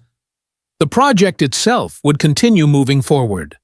What changed was the distribution of economic benefits. For West African resources, the deal was not necessarily a disaster. The company received a substantial payment, and reports indicated that much of the proceeds could ultimately benefit shareholders through special distributions. In other words, investors were not simply losing value, they were receiving compensation for the shares being transferred. This is why many supporters of IbrahimTraore reject the claim that Burkina Faso confiscated foreign property. In their view, the government followed a legal process, negotiated a transaction, and paid for the additional ownership. Whether one supports or opposes the policy, the facts suggest a negotiated purchase rather than a forced takeover. Perhaps the most important lesson is that sovereignty does not always arrive through confrontation. Sometimes it arrives through contracts, legislation, and financial transactions. Burkina Faso was not trying to destroy the system. It was attempting to secure a larger place within it. For many observers across Africa, that distinction makes all the difference. One of the strongest arguments in favor of Burkina Faso's approach is a simple question: if investors were truly being driven away, why are they still there? After the ownership restructuring was announced, West African Resources did not abandon the Kiaka project. The company did not shut down operations. It did not declare the investment impossible to continue. Instead, the mine remained active. Production plans continued, and long-term forecasts stayed positive. That reality tells us something important. Investors are not necessarily looking for a country where they receive every possible advantage. What they want most is predictability. They want to know the rules. They want to understand the risks. And above all, they want confidence that agreements will be respected within a clear legal framework. This is where IbrahimTraore's strategy becomes particularly interesting. Rather than taking control through force, he used a legal mechanism established by the new mining code. The government negotiated a purchase, provided compensation, and allowed the company to retain a majority 60% stake. From a business perspective, that creates a very different message than outright nationalization. Of course, investors still have concerns. Any change in ownership structures can create uncertainty. Shareholders naturally ask whether similar changes might occur elsewhere. Financial markets do not like surprises. Yet there is a significant difference between uncertainty and panic. A company can adapt to a new ownership structure. A company can calculate new costs. A company can renegotiate future agreements.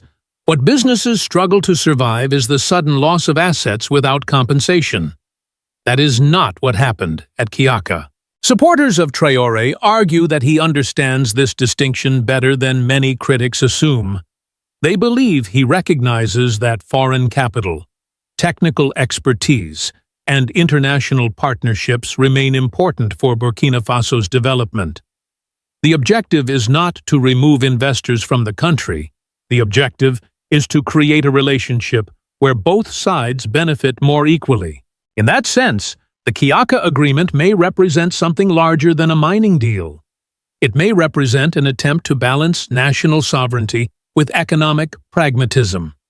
And in today's world, finding that balance is often far more difficult than making political speeches.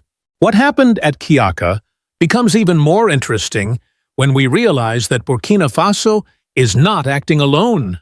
Across Africa, governments are re-examining old assumptions about natural resources, foreign investment, and economic sovereignty. For decades, many African countries followed a familiar pattern. Valuable minerals were extracted, exported, and sold on global markets, yet local populations often saw limited benefits. Roads remained underdeveloped, schools lacked resources, hospitals struggled with funding. As a result, many citizens began asking a difficult question.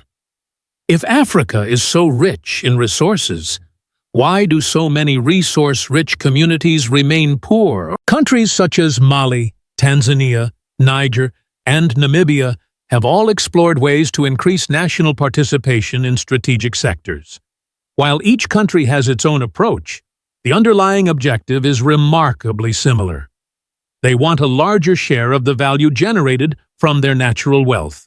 Mali has focused on recovering unpaid revenues and revising mining agreements. Tanzania has strengthened local participation requirements and increased expectations for domestic economic benefits. Niger has pushed for greater influence over key resources. Namibia has emphasized retaining more value through local processing rather than exporting raw materials. The common theme is not isolation. The common theme is leverage. These governments are not necessarily rejecting foreign investment. Instead, they are seeking stronger bargaining positions within global markets. They want partnerships that create benefits for investors while also producing meaningful gains for local populations. This broader context helps explain why many Africans view the Kiaka Agreement as more than a business transaction. To them, it represents a wider movement toward economic self-determination. The discussion is no longer simply about who owns a gold mine. It is about who benefits from the wealth generated beneath African soil. Whether this movement succeeds remains to be seen. But one thing is clear. Across the continent, more governments are questioning agreements that once seemed untouchable. And for many supporters of IbrahimTraore, that shift may be one of the most important developments in modern African economic history. Not everyone views Burkina Faso's actions positively. In fact, some of the strongest criticism has come from foreign analysts, investors, and commentators who worry about the long-term consequences of changing ownership structures in major resource projects. One criticism is that the country may be creating uncertainty for future investors. The argument is simple. If governments can increase their ownership after an agreement has been signed, companies may become more cautious about investing large amounts of money in the future. Others argue that moves like this are driven by politics rather than economics. They suggest that increasing state ownership is popular with the public, but may not necessarily produce long-term prosperity. According to this view, symbolic victories can sometimes distract from deeper economic challenges. These concerns deserve to be taken seriously. However, supporters of Burkina Faso's approach offer several important counter-arguments. First, the government did not seize the mine without compensation. It used a legal framework established through a new mining code and agreed to pay for the additional ownership.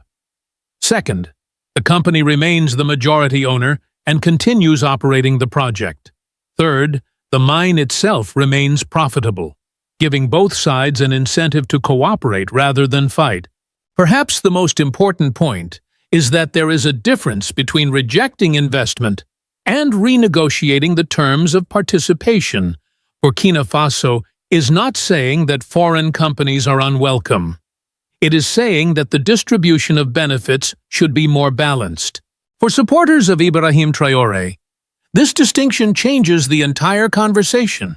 They see the Kiaka Agreement not as an attack on investment, but as an attempt to create a partnership where national interests and investor interests can coexist. Whether one agrees or disagrees, the debate is no longer about gold alone. It is about fairness, sovereignty, and the future relationship between Africa and the global economy. As we reach the end of this story, it becomes clear that the debate surrounding the Kiaka gold mine was never really about gold alone. At its heart, this is a story about ownership, sovereignty, and the right of a nation to shape its own economic future. Burkina Faso did not send soldiers to take over a foreign company. It did not shut down the mine. It did not remove investors and replace them overnight. Instead, it used legislation, negotiation, and financial compensation to increase its participation in one of its most valuable natural resources. Whether one supports IbrahimTraore or not, the method deserves attention. In a world where conflicts over resources often become confrontational, Burkina Faso chose a path that combined legal authority with economic pragmatism. The government sought a larger share of the benefits while preserving the expertise, investment, and operational capacity that made the project successful in the first place. The larger lesson extends beyond Burkina Faso. Countries across Africa continue searching for ways to ensure that natural wealth creates opportunities for ordinary citizens. The ultimate goal is not simply to own more resources.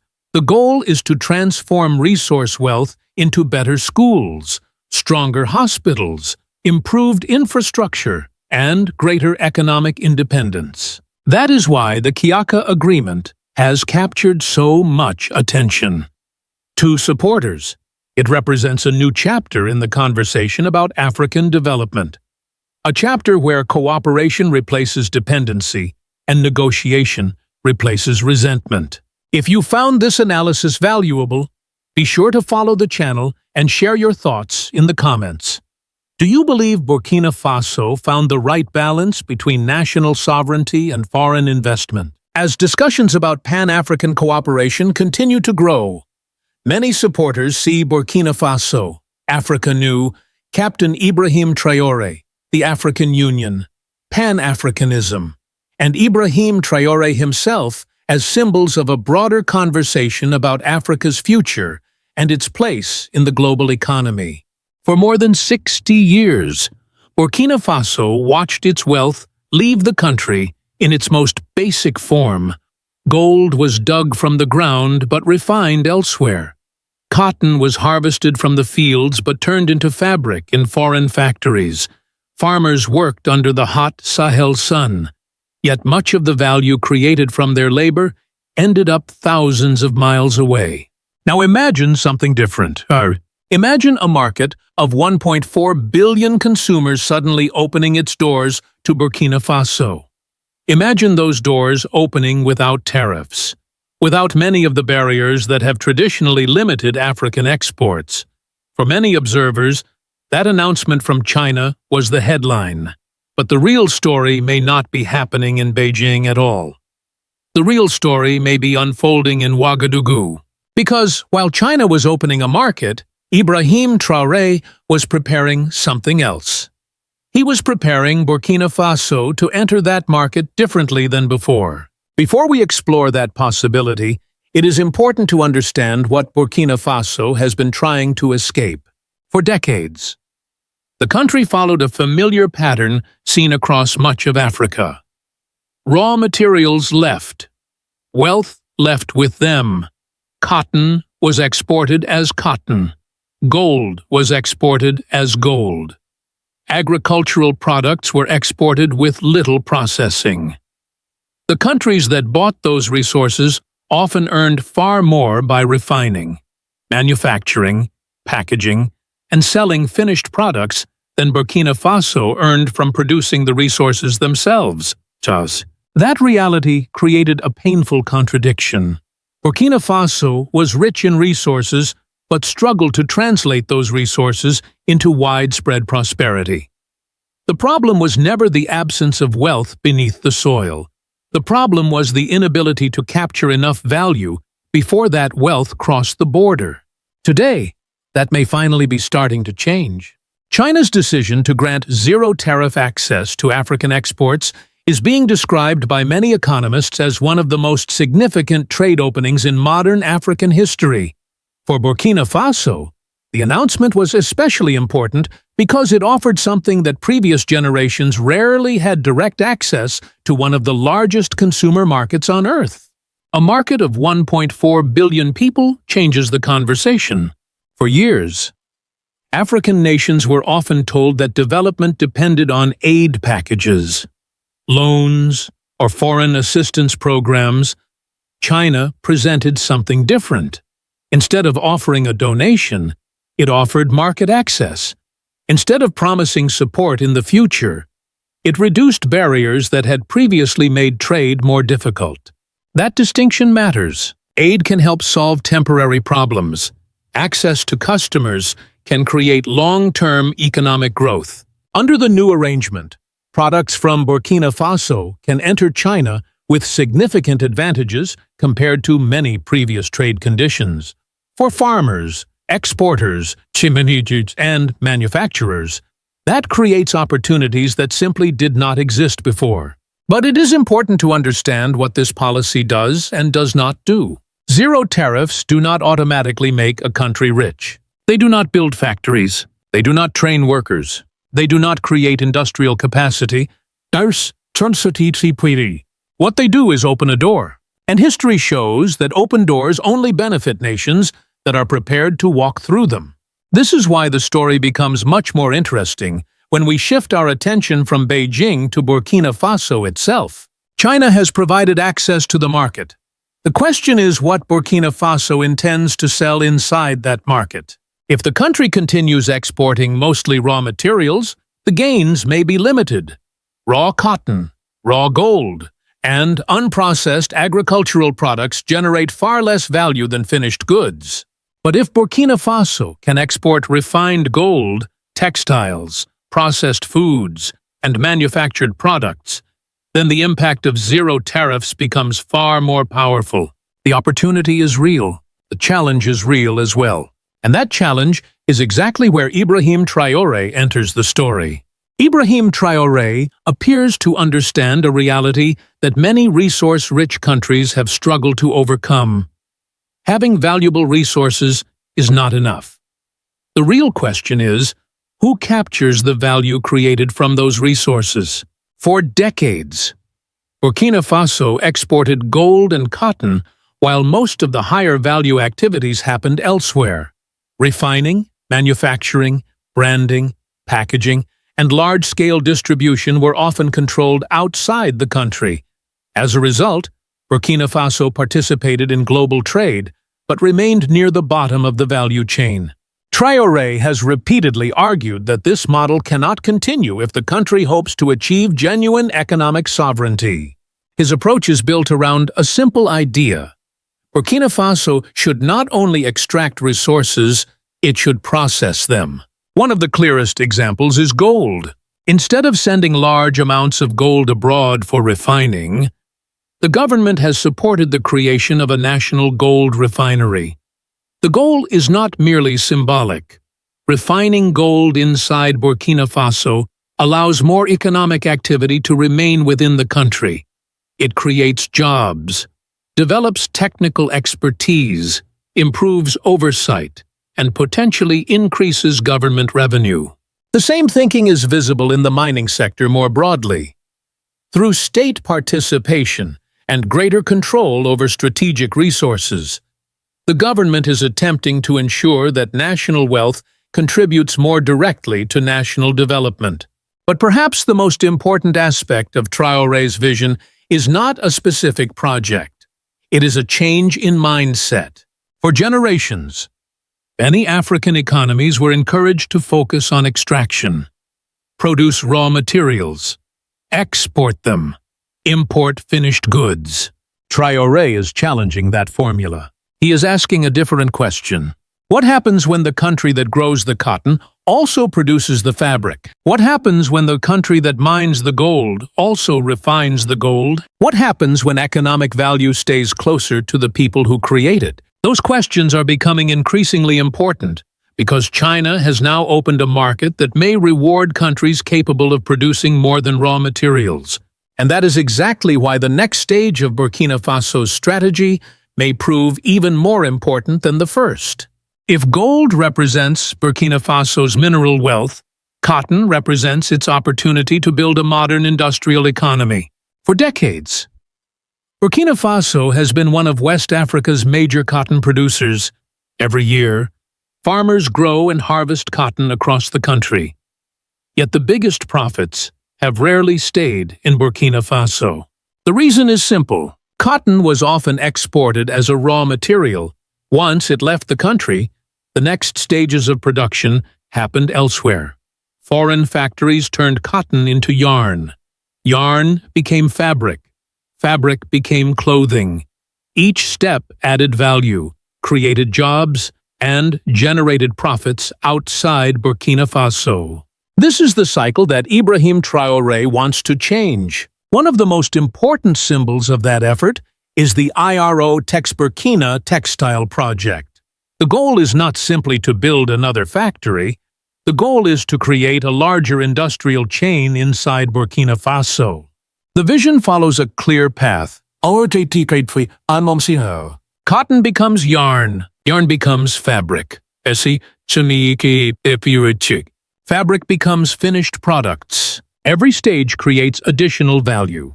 Every stage creates more employment opportunities.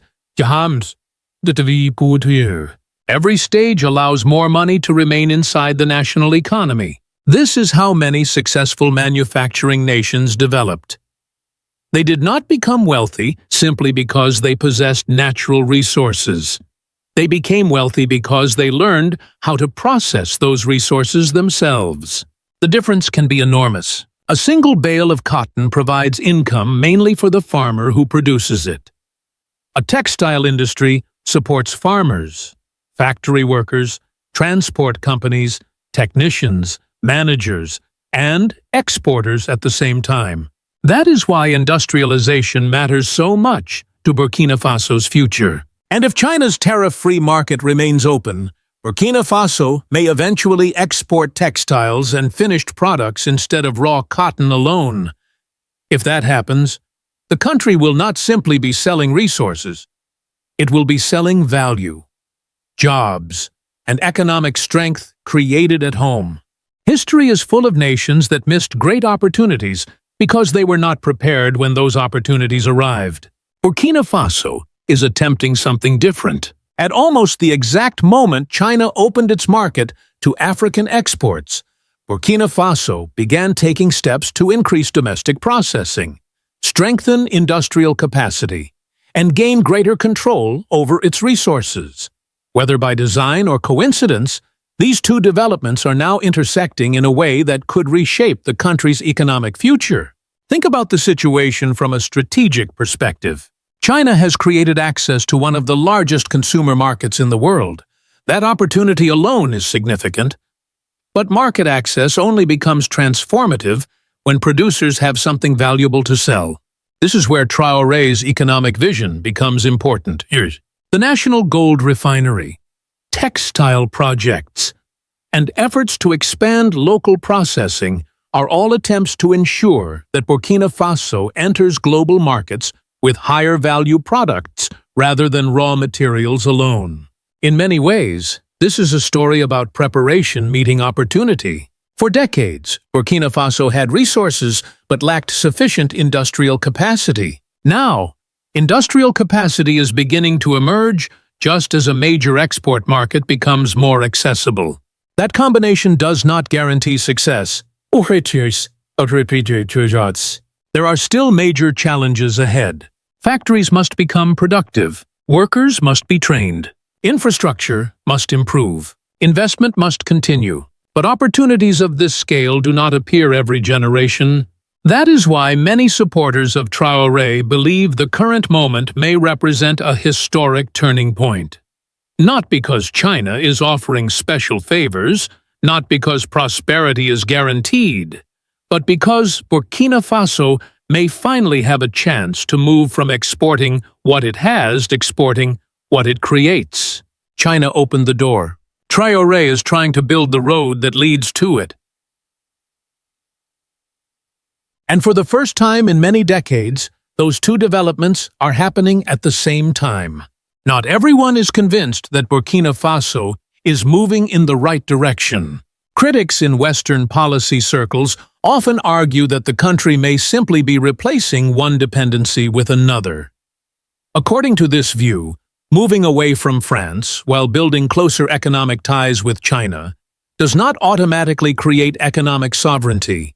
It merely changes the identity of the external partner.